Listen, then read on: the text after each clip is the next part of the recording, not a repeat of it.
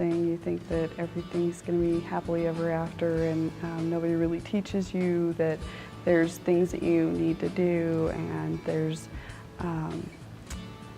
choices that need to be made to be able to make a marriage work. I'm very blessed that my parents were in the Catholic religion, and they obviously are still together.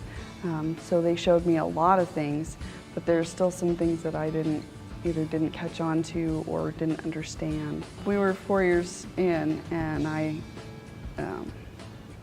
had just had too much. There were so many things that were working into this situation falling apart, and so I left.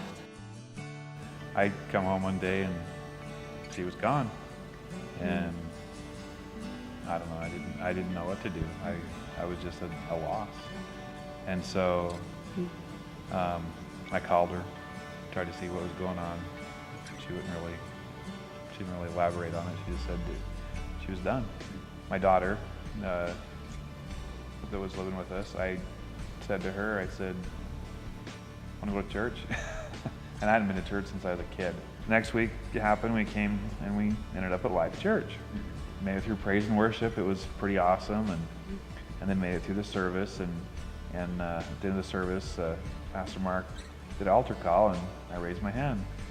And I knew right there. I mean, it was obvious that I needed direction. The whole time, just wondering, but knowing that something was going to happen. And I asked Kirsten if she wanted to go to church several times, if she wanted to go to church with me, and she wouldn't even see me. So no, she didn't want to go to church with me. She already had religion, and she called me a Bible thumper. Oh gosh. Oh, I feel so bad about that now, because I am totally a Bible thumper. And then something happened with the situation where she was at with her sister, and she didn't know what to do. She came home and was distraught and didn't know what to do. I said, well, I don't know what to do either. I said, well, I'm going to go for a walk, and I went for a walk, and I talked to God.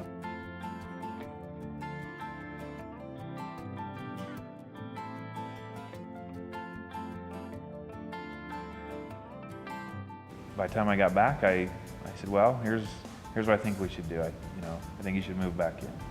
Let's take it slow. Let's just do it, and let's figure it out.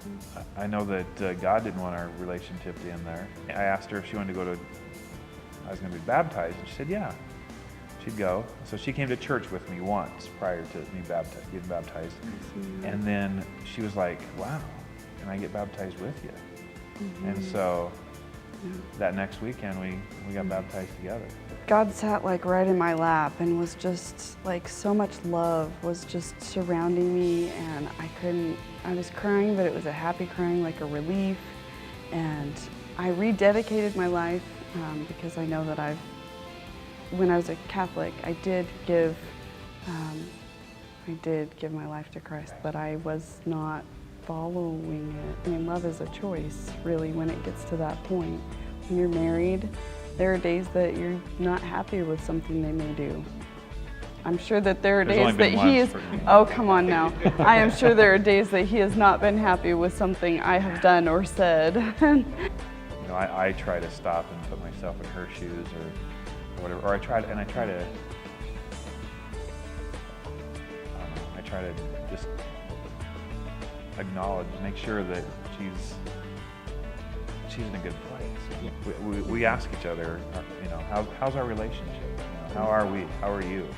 God led me. I mean, totally. I mean, how many people their marriage is over and then, oh, let's go to church. I had no need to go to church before that. I had no want. I had no desire. Really, the best option is God's way. When you do it God's way, then it works. It works.